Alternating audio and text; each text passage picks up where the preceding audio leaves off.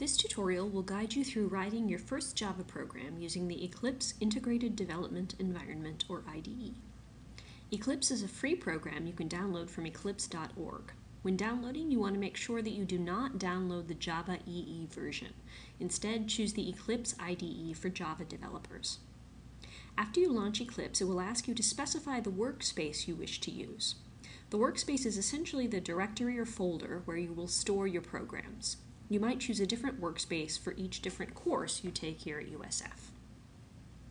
In this case, I'm going to browse for a folder and create a new folder called CS112.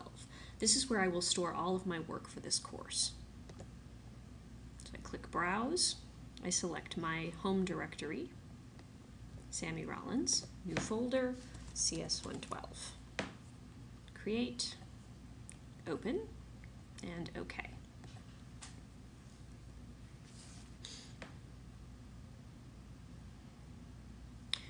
Once I have selected the correct folder and I've clicked OK, I will see this main screen. This screen only appears the first time I select a new workspace. In the future, I will see a list of the projects I have created in my workspace. In order to begin work, I will select this workbench icon. So this brings me to the main view where I will do most of my development. There are three main components of this view that I need to be concerned with. On the left, I see the Package Explorer. As I create new projects, for example, Lab 1 or Assignment 2, they will appear here. So let's create a new project now so that we can more easily see how the other components of the view behave. To create a new project, I will select File, New, Java Project.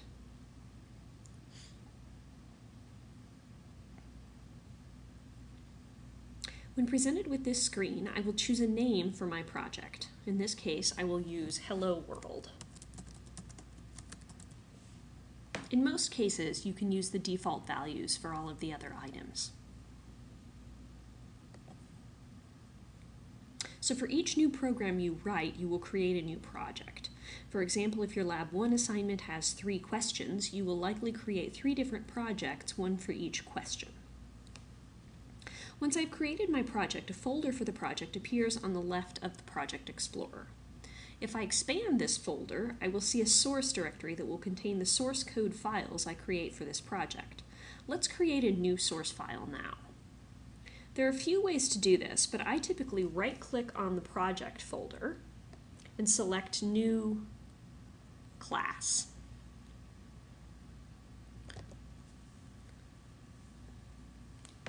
For now, we'll enter the name of the class, and we'll choose the name Hello, and we'll leave the default values for all of the other items. Once I click Finish, I will see a file hello.java appear in this source folder, and my new class will open in the main window. The main window here is where I will write all of my code. You will notice that Eclipse was nice enough to start the class for me. Between the curly braces here is where I will write my code. So when this program runs, I want it to print Hello World to the output window. To accomplish this, I will write a main method and use a system.out.println statement to print the phrase.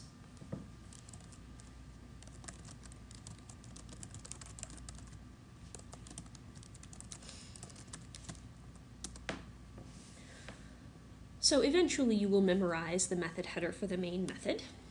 Once I have typed the method header, I use a curly brace to signify the beginning of the method, and you'll notice that when I hit Enter in Eclipse, Eclipse will automatically insert the closing curly brace for me.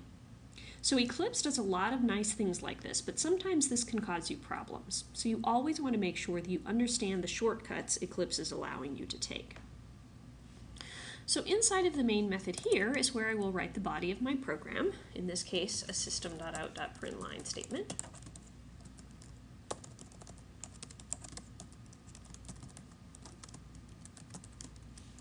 So you'll notice that when I typed the open parenthesis, Eclipse automatically generated the close parenthesis, and similarly it did the same thing with the quotation marks.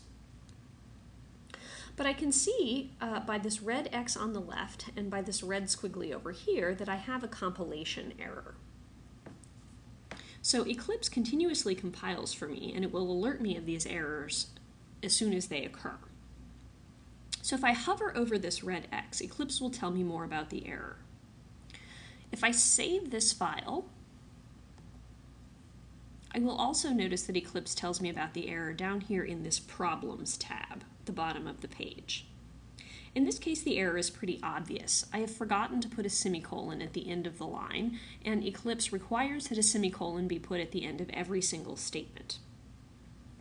So once I fix the problem, if I save my program, all of the red X's and squigglies go away from the code, the errors go away from the problem as well, and I'm ready to run my program. So there are many ways to run the program, but normally what I do is I right-click on the Java file that contains the main method that I want to run. So in some cases you may have multiple source files, and you may have multiple source files with main methods. You want to select the one that has the main method that you want to run, right-click, and choose Run As Java Application. So you should see the Console tab pop up at the bottom of the window, and the output shown is the output of your program, which in this case is the expected output. In some cases, if the Console tab does not appear, you can click Window, Show View, Console, and that will bring up the Console tab. So if I wanted to go back and change my program, I could certainly do that. If I save it again, run it again, the output is just as I would expect.